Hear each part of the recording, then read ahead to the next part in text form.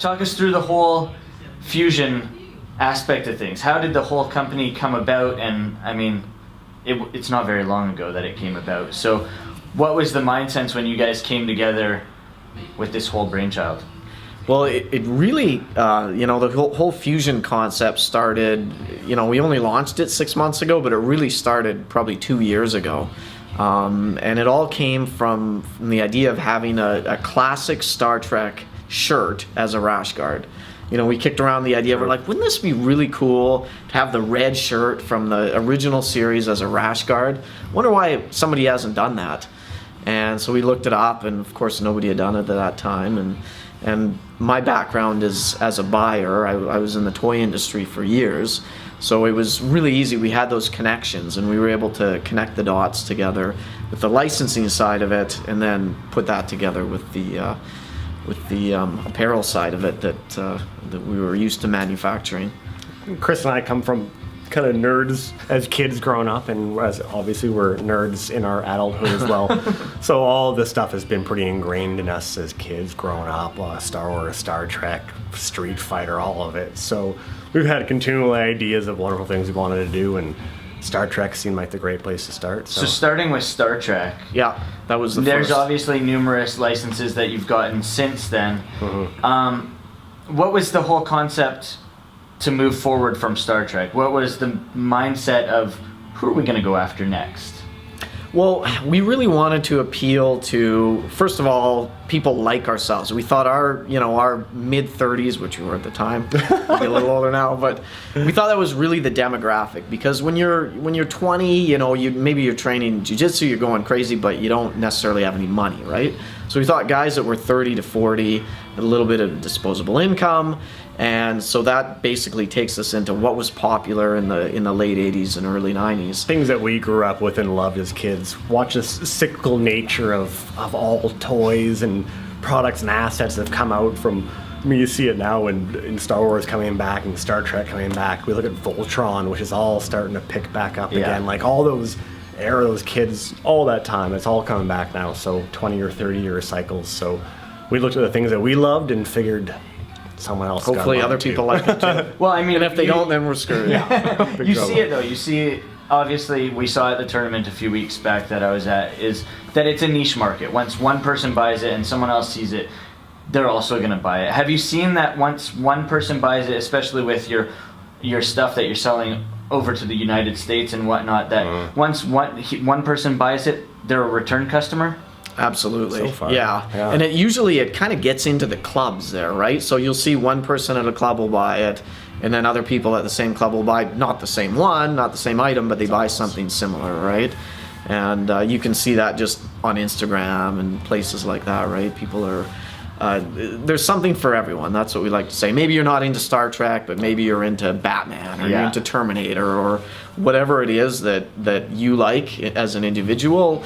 We're hoping that's why we have so many licenses. We want to have something for everybody. How many licenses do you have right now, and what's the goal going forward?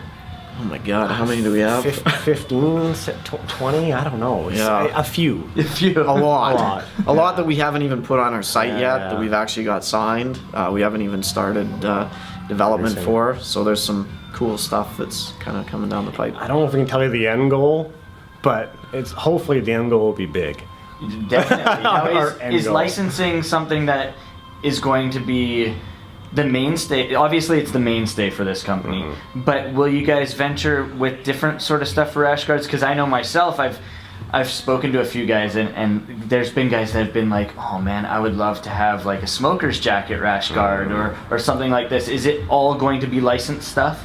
We probably will eventually, come up with some designs that are still fit into that pop culture world that are not necessarily officially licensed, right? But for right now, it's really our differentiation point, because there's a lot of guys. I mean, there's a million different jiu-jitsu manufacturers out there at the moment, right? Doing ugly sweater rash guards and all that stuff that's kitschy right now. So it has to be pop culture, but it doesn't necessarily have to be licensed. It's just, for right now, that's sort of what sets us apart. So that's where we want to. We should clarify that. If it's an actual current asset, a license, a movie, it will be 100% licensed material. Yeah.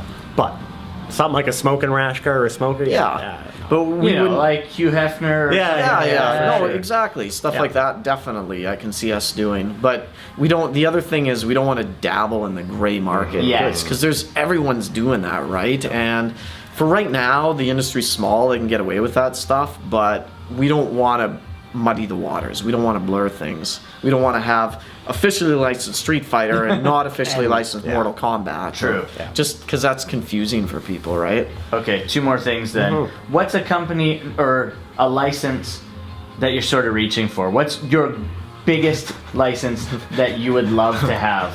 Very timely. Yeah, very timely. Star Wars. Ultimately, that is truly the big licensed end goal.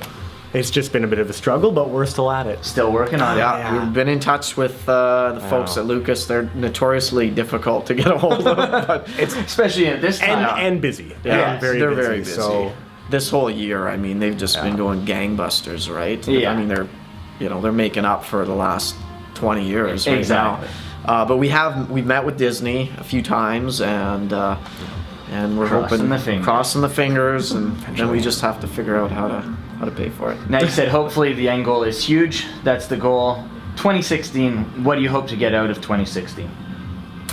2016. Well, we're just looking to expose our brand to as many people as possible. I think that's probably exactly. our goal for the year, right? We're going to get out there, do a lot of tournaments, sponsor a lot of events.